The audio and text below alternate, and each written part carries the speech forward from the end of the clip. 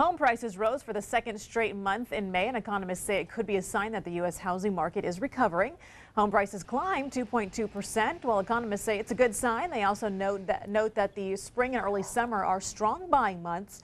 So in order for it to be a true recovery, the trend has to continue well into the fall. If you are looking to buy or sell a home right now, you want to take the time to make sure that you find the right real estate agent. And oftentimes there are things that your agent may not tell you. Louie Ortiz is here with that list and a look at where the local market is right now. Louie, thanks so much for coming in. We certainly do appreciate it. Hey, let's get where the market is right now. Things are starting to improve right here in San Diego. Is that right? Well, yeah, we've seen some nice indications. We've seen about a 14% increase in number of sales. We've seen about a 22% decrease in the number of foreclosures, and also about a 21% decrease in the amount of inventory around our county. I think that's where it gets interesting, because the days where you could lowball someone on their house and throw in these lowball offers right and left and maybe one will stick, that's not really happening anymore, is it? No, it's going to be interesting to see what happens in the coming months with the inventory levels. And you know, one of the things to point out about the statistics is a lot of the inventory that's selling right now, it used to be a lot of foreclosures, and now there's less foreclosures. And in my personal opinion, I think that's some of the reasons why we're starting to see a slight increase in the median home price. So that's good news for San Diego, and we just cross our fingers that this trend continues. Yes, we'll see what happens. A lot of things need to happen for it to see real improvement, but we'll see what happens. Okay, let's talk about the 5 things your real estate agent won't tell you.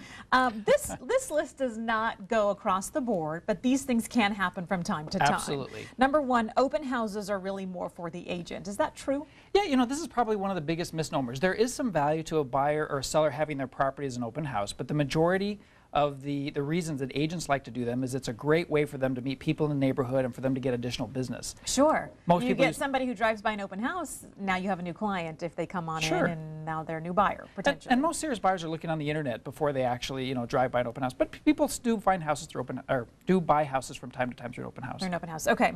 So does that mean that you should not ask your agent to hold an open house? If they suggest one, do you say, I really don't want everyone tromping through my place? I think in this market it's really up to the seller, and any marketing avenue for the seller that they'd like to have done, the agent should do. Okay, perfect. Number 2, real estate fees are negotiable. Yes, you know, a lot of people may not know that, but real estate agent fees are very negotiable. A good agent will stand up for their value, but it is something that is negotiable.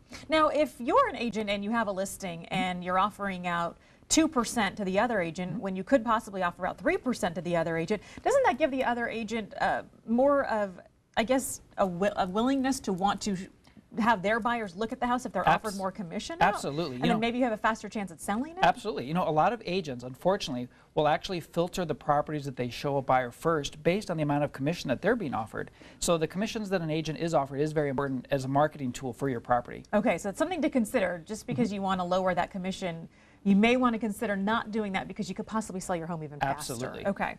Number 3, real estate agents should not give legal advice. Yes, you know, in so many situations, real estate agents are put in a situation where they're asked to be given legal advice. There's a lot of legalese in the purchase contracts and the listing agreements, and most real estate agents are not attorneys, and so they really can't give legal advice, and that's really important for a buyer or seller to be aware of. Yeah, especially if you are in a short sale or a foreclosure situation, you want to be real careful. Absolutely. Number 4, agents and sellers should respond to all offers, even lowball offers. Yes. In this market, what happens a lot is that buyers are looking obviously for the best price out there, and there's nothing that a seller can do that will control what a buyer is going to write an offer. So some sellers may say, oh, that offer is just so low, I'm not even going to respond to that. Well, that really can be a shot in the foot for them. It's really important to respond to all offers.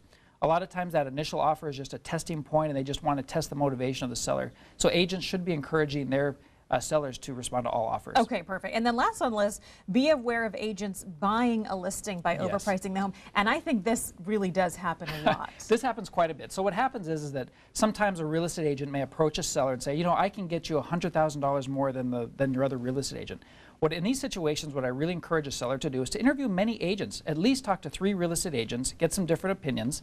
The comparables that are out there are public information that everybody can see and use, and usually you'll get a really good sense of where the real value of your property is by just, you know, getting that information. Yeah, and hopefully you've done the homework yourself and you find out what other homes in your neighborhood have recently sold for in the past 6 months or so, because if someone's telling you that I can sell your house for top dollar, well, hold on a second, the neighbors just sold theirs and they didn't get that, so what makes me think I'm going to get that? And you know, the other side of that is, when you do, even if you were to get a higher value for the property or an offer, when the appraisal is done, the appraisal may not come in at what the buyer and seller agreed upon, and that can open up a whole other can of worms. Sure, absolutely.